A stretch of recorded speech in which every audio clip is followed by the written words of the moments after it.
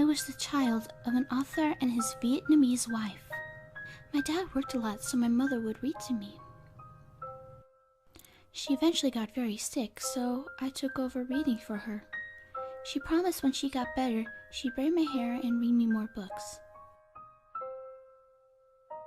But she only got worse and worse, until she finally left me. My father tried to comfort me, but it didn't do much for me, honestly. I plunged myself into books and secluded myself from the world. I read every book in my dad's library by the time I turned 14. My father was worried about me, so he insisted on sending me to a private school. Little did he know, he sent me to hell. I didn't hate him for it. I mean, I didn't hate anyone. Not yet, anyway. The bitch and her goons had it out for me.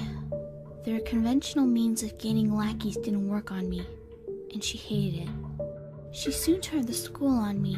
Being the principal's daughter, she had all the power she needed. Eventually, though, she found my weakness. She used my hair against me. Everything that my mother wished she could have. All the promises she had made. Everything she had held onto me had been cut from my head. It broke me. Everything that followed was a painful blur. I honestly just gritted my teeth and lived with it. I tried to keep myself sane by retelling stories I had memorized to myself. This only backfired to the students around. That's how I went from Lucille to Lulu.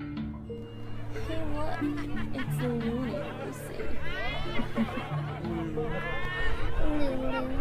Lulu. It got to a point that even the staff couldn't ignore. A student nearly naked on the stage would have been bad for a prestigious school. Never mind my humiliation. All of you, to my office. Now! Miss Swan, the assistant to the dean, saved me that day. She tried her best to salvage what humanity I had left. The queen in her hive had 3 months of in-house suspension, and I got a break. Honestly, I only remember her resting through most of it that time. When she came back, though, she was really weird about me. I will end her, break her. I'll make her beg for me to stop. She'll be screaming. She drugged me when I wasn't looking. When I came to, I was tied up, but honestly, it's something I don't want to talk about. After that, though, I decided I want out.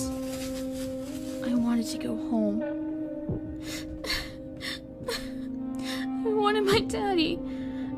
I was at rock bottom, and I wanted a way out. I was weak.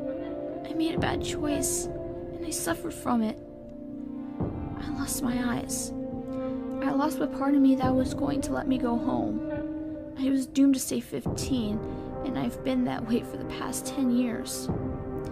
Revenge wasn't worth it, but I did it anyway. I'm sorry I didn't tell you earlier.